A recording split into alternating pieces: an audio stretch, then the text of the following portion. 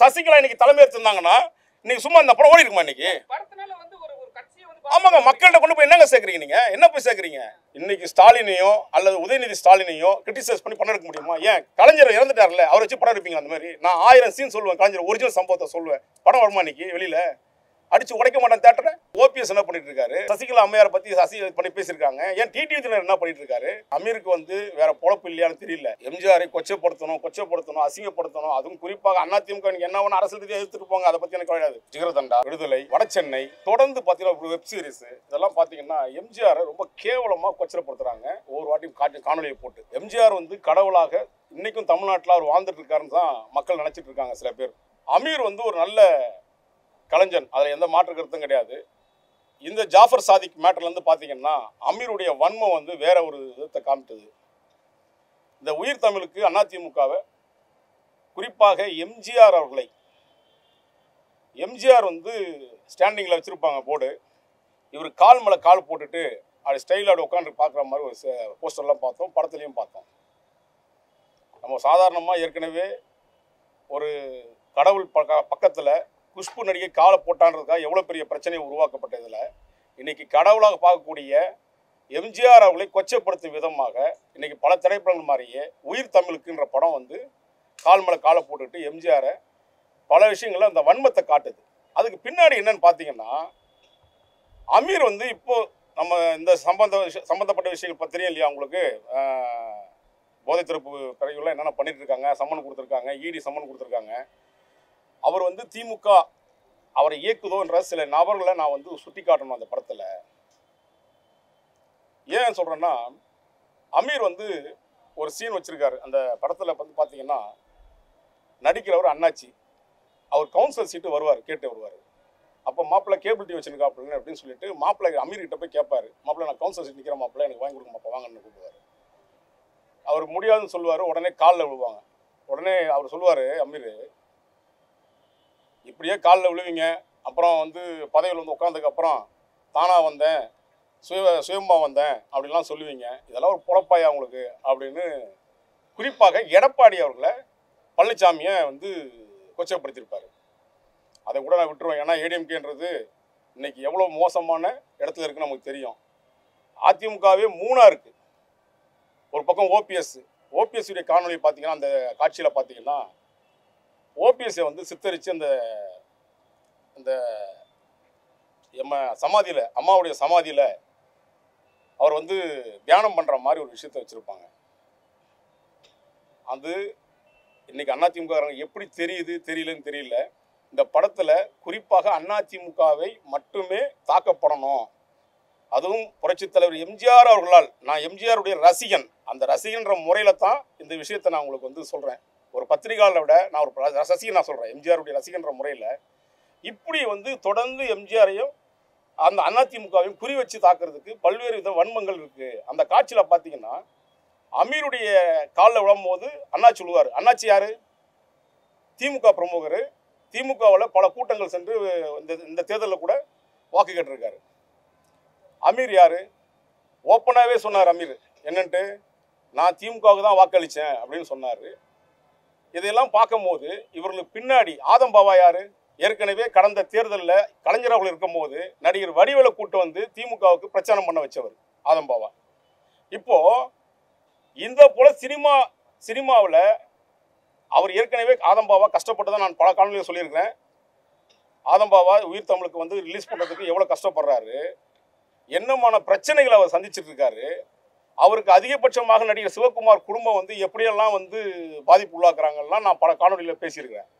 அப்படி இருக்கின்ற நபர் இவ்வளோ கஷ்டத்தில் இருக்கும் போது இப்போ திமுக தான் இவருக்கு பின்புலமாக இருந்து ஆதம்பாவை இயக்குறாங்க அப்படின்ற ஒரு காணொலி. ஏன்னா எல்லா இடத்துலையும் பாருங்கள், திமுக ஓட்டு போட்டேன்னு சொன்னவர் அமீர், அண்ணாச்சி வந்து திமுகவுடைய பிரமுகர். இப்படி ஒவ்வொரு காணொலியிலும் பாருங்கள், சசிகலா அம்மையார் மேட்ரு, அந்த அம்மையார் வந்து சத்தியம் பண்ணுவாங்க, ஒரிஜினலாகவே நம்ம பார்த்துருக்கோம். அதே மாதிரி காணொலியை வச்சு இவர் சத்தியம் பண்ணி அதுக்கும் ஒரு சீனை போட்டு வச்சுருக்காங்க. நான் அவர்கிட்ட ஆதம்பாவிட்ட தொடர்பு கொண்டு சொன்னேன், இது ரொம்ப தப்பான விஷயங்க, இப்படி ஒரு படம் எடுத்து அதிமுக அசிங்கப்படுத்தணும்னு நினைக்கிறீங்கன்னா உங்களுக்கு பின்புலம் யாருன்னே தெரியல எனக்கு. ஆனால் இப்போ நான் விசாரித்ததுக்கப்புறம் தான் தெரியுது, இவர் இந்த மாதிரி சூழ்நிலையில் அமீரை வெளியே கொண்டு வரணும்னு நினைக்கிறாரா, இல்லை அமீருக்கு பின்னாடி இந்த மாதிரி காணொலிலாம் வச்சு எம்ஜிஆரை வந்து அசிங்கப்படுத்தணும்னு நினைக்கிறாங்களா? ஏன்னா நீங்கள் வடசென்னை படத்துலேயே பார்த்துருப்பீங்க, பல காணொலிகளில் பார்த்தீங்க, அந்த சீனில் பார்த்தீங்கன்னா எம்ஜிஆர் படத்தை வச்சுருப்பார், ராதாரவியுடைய இது கரை வேஷ்டி போட்டு வச்சுருப்பாங்க, சார்பட்டா பரம்பரை. அந்த படத்துலையும் பார்த்தீங்கன்னாலும் அதே மாதிரி அதிமுக கரை வேஷ்டி கட்டியிருக்கோம், திமுக கரை வேஷ்டி கட்டியிருக்கோம், படத்தை காட்டுவாங்க. குறிப்பாக இந்த படத்தை பொறுத்தவரை என்ன நினைக்கிறாங்கன்னா, தொடர்ந்து தமிழ் திரையுலகம் திமுகவுக்கு ஆதரவாக செயல்படுதா, இல்லை அதிமுக அழிக்கணும்னு நினைக்கிறாங்களா? ஏன் அந்த அதிமுகவில் கோடிக்கணக்கான மக்கள் வந்து இன்னைக்கு தொண்டனா இருக்கிறான்னு சொல்கிறாங்க. ஆனால் ஒருத்தர் யாரை புண்படுத்துகிறாங்கன்னு தெரியல.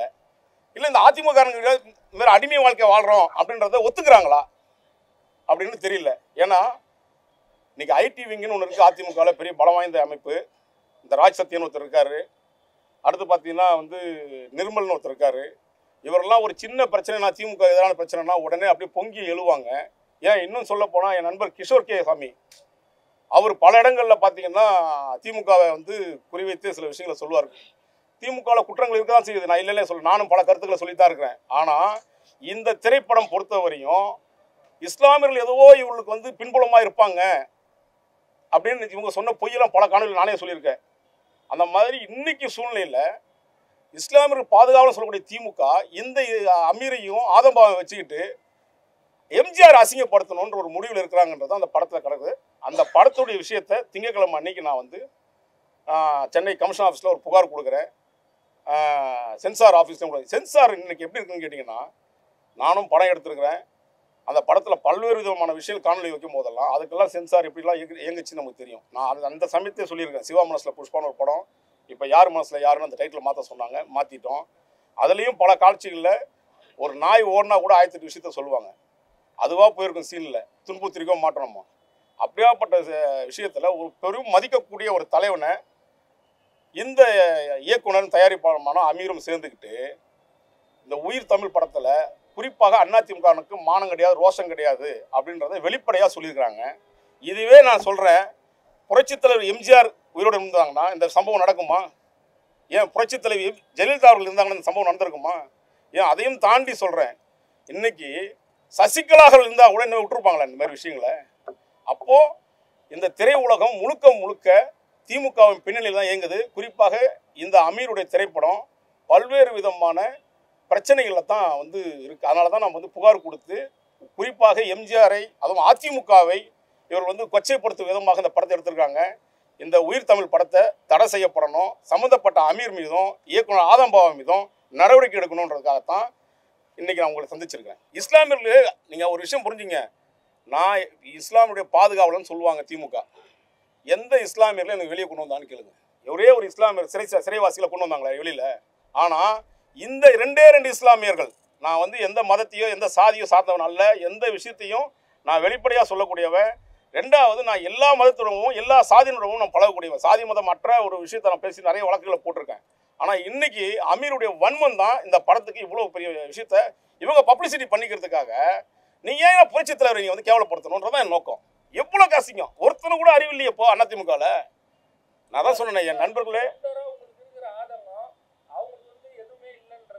ஆமாங்க, இல்லைன்றது தானே உண்மை. இன்னைக்கு அதிமுக எப்படி இருக்குன்னு நம்ம பார்க்கலையா? எனக்கையாவது நீங்கள் அவங்க அரசியலுக்குள்ள 1000 விஷயம் இருக்கட்டங்க. நான் கலைஞரை பற்றியோ அல்லது உதயநிதி பற்றியோ அல்லது வந்து முதலமைச்சரை பற்றியோ சார் எனக்கு உணர்வு இருக்குது சார். நான் நிறைய வன்மங்களை வந்து நான் சொல்கிறதெல்லாம் கண்டிச்சுட்டு இருக்கேன் சார். நீங்கள் பார்க்கல, என் ட்விட்டர் பதிவு போய் பாருங்கள், எல்லா விஷயத்தையும் பதிவு பண்ணிட்டு இருக்கேன். ஒருத்தரும் எம்ஜிஆரை தொட்டா எம்ஜிஆரை அசிங்கப்படுத்த நான் நிற்பேன் சார். ஏன்னா என்னை மட்டும் இல்லை, என்ன மாதிரி லட்சக்கணக்கான பேர் இருக்கான், புரியுதுங்களா? திமுக கூடிய வன்மை அதான் சொன்னேனே. நீங்கள் அண்ணாச்சி யாரு? அண்ணாச்சியுடைய பேக்ரவுண்ட்னா திமுக தானே. அமீர் யாரு சொன்னார் உங்ககிட்ட? பப்ளிக்காக சொன்னார்ல, நான் தான் திமுக ஓட்டு போட்டேன்னு சொன்னார்ல. அப்போ என்ன நோக்கம்? அப்போ இந்த படம் இவ்வளோ பிரச்சனைக்கூடிய படமாக இருக்கிறத திமுக அவங்களை ஆதரிச்சு தான் கொண்டு வந்திருக்காங்க. அதுதான் உண்மை. ஏன்னா என் நண்பர் அவர், நான் நிறைய விஷயங்கள் அவர்கிட்ட பகிர்ந்துருக்கோம். இது போல் ஆதம்பாவா செய்வார்னு எனக்கு எதிர்பார்க்கவே இல்லை.